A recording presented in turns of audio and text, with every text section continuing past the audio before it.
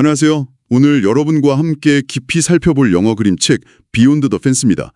이 책 여러분이 많이 궁금해하셨는데요. 줄거리부터 시작해서 그 안에 담긴 의미, 또 재미있는 영어 표현까지 한번 파헤쳐 보겠습니다.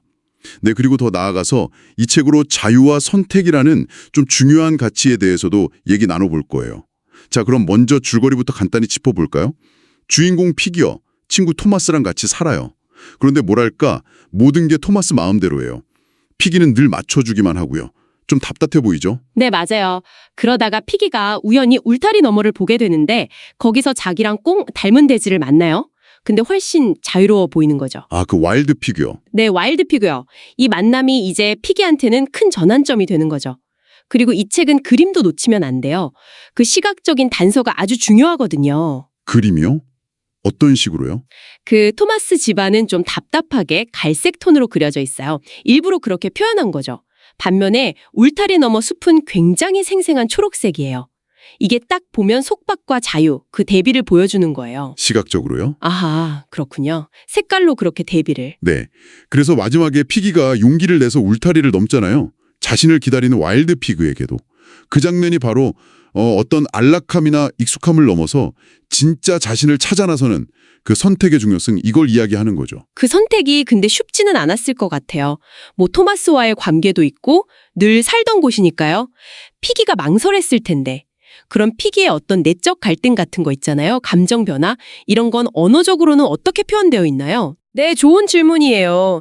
일단 이야기 전개를 위해서 그 사건들을 명료하게 전달해야 하니까요. kill, came, to, kept 이런 단순 과거 시제 동사들이 주로 쓰였어요. 아, 그냥 쭉 이야기하듯이. 그렇죠. 옛날 이야기 들려주듯이요. 그리고 피기의 그 망설임 또는 뭐 토마스 눈치를 보는 그런 의무감 같은 거 이런 건 have to나 should 같은 조동사로 표현하고요. 특히 좀 인상 깊었던 문장이 있는데요. Piggy kept going to the place where he had met Wild Pig. 이거요. 아, 그 문장, 와일드 피그를 만났던 바로 그 장소에 계속 갔다는 거. 네, 맞아요. 여기서 where라는 관계부사가 쓰였잖아요. 이게 그 장소가 피기에게는 뭔가 특별한 의미가 있는 곳이라는 걸 딱 보여주고요. 그리고 had met, 이 과거 완료 시제, 이건 과거의 그 만남이, 그러니까 와일드 픽을 만났던 그 경험이 피기의 현재 행동에 계속 영향을 미치고 있다는 걸 강조하는 거예요. 아, 그 만남이 그냥 한 번으로 끝난 게 아니군요. 그렇죠. 자유를 향한 어떤 열망의 씨앗이 이미 오래전에 심어졌고 그게 계속 피기를 그것으로 이끌었다. 뭐 이런 뉘앙스죠. 이런 표현들을 잘 이해하면 피기의 행동 동기를 훨씬 더 깊이 있게 파악할 수 있어요. 그리고 이게 또 문맥 속에서 단어나 문장에 숨겨진 의미, 함축적 의미를 추론하는 연습에도 아주 좋고요. 와, 정말 그러네요.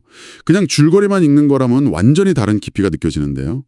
이런 풍부한 내용을 교실에서 학생들하고 나누면 정말 좋겠다는 생각이 드네요. 특히 요즘 많이 이야기하는 개념 기반 탐구 수업 방식으로 접근하면 어떨까요?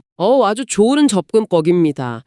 개념 기반 탐구 수업이라는 게 아시겠지만 그냥 지식만 전달하는 게 아니잖아요. 자유나 선택, 용기 같은 좀 큰 개념들, 빅 아이디어를 중심으로 학생들이 스스로 질문하고 탐구하게 이끄는 방식인데 이 책을 가지고 한다면 예를 들어서 이런 탐구 진술문을 설정해 볼 수 있을 것 같아요. 진정한 자유는 내적, 외적 장벽, 그러니까 울타리 같은 거죠. 이걸 인식하고 선택할 용기를 통해서 탐색된다. 이런 식으로요. 와, 탐구 진술문. 진정한 자유는 장벽을 인식하고 선택할 용기를 통해 탐색된다. 흥미로운데요? 그럼 그 진술문을 바탕으로 어떤 질문들을 던져볼 수 있을까요? 학생들하고요? 네, 한 두 가지 유형으로 나눠볼 수 있는데요. 첫 번째는 개념적 질문이에요. 예를 들면 이런 거죠. 내면의 믿음, 뭐 두려움 같은 거요. 또는 외부 환경, 여기선 울타리죠. 이런 것들이 어떻게 개인의 자유를 제한하기도 하고 또 가능하기도 할까? 이런 질문이요. 어떻게 제한하고 가능하게 하는가? 네, 그럼 이제 학생들은 피기 이야기를 떠올리면서 답을 찾아가겠죠. 피기가 울타리라는 물리적인 장벽도 있었지만 사실 넘어가면 안 돼 하는 그런 내면의 두려움 때문에 처음엔 망설였잖아요. 하지만 결국 자유를 향한 그 열망이 더 커서 이걸 극복하게 됐다. 뭐 이런 식으로 이야기하면서 답을 구성해 볼 수 있겠죠. 네네. 그리고 두 번째 유형은 논쟁적 질문이에요. 좀 토론을 유발하는 거죠. 예를 들어 안정을 위해서 자유를 포기하는 거. 이게 정당화될 수 있을까? 같은 질문이요. 오, 이건 정말 찬반이 갈릴 수 있겠네요. 그렇죠. 토마스와의 그 안정적인 삶을 버리고 사실 불확실한 거잖아요. 울타리 밖은. 거기에 선택한 피기의 행동을 보면서 안정과 자유, 이 두 가치 중에 무엇이 더 중요할까? 학생들이 막 토론을 벌이면서 자기 가치관을 돌아볼 수 있는 기회가 될 거예요. 와, 그림책 하나로 정말 깊은 대화가 가능하겠네요.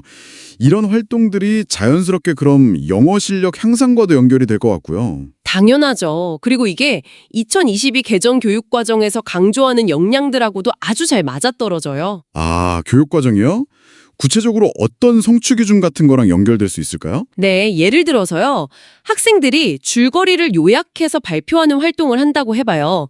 이건 교육과정 성취 기준에서 9002-07, 그러니까 듣거나 읽고 내용 요약하기 능력에 해당돼요. 수준으로 보자면 내용을 그냥 대략 파악해서 요약하는 C 수준 이상은 되어야겠죠? 좀 더 잘하는 학생들은 더 정확하게 요약할 거고요. 아, 90027 요약하기. 그렇군요.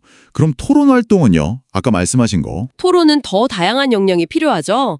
피기의 감정 변화를 파악하고 이야기 나누는 건 9001-05, 인물의 기분이나 감정 추론하기와 관련이 깊고요. 이것도 수준 B 이상은 되어야 좀 깊이 있는 추론이 가능할 거예요.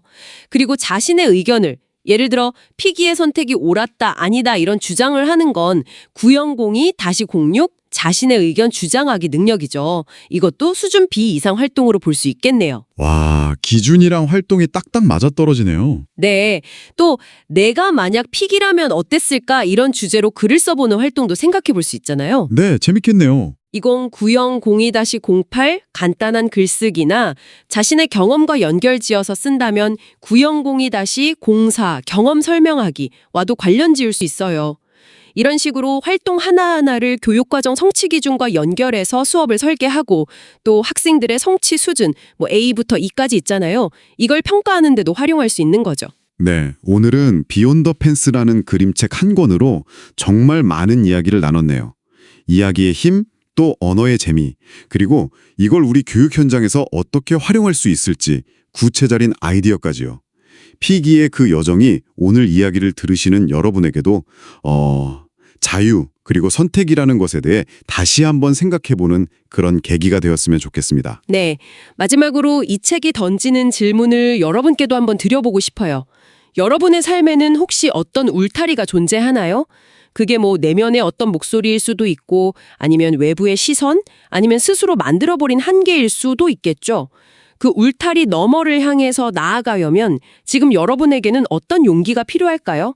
한번 조용히 생각해 보시는 시간을 가져보시면 어떨까 싶습니다.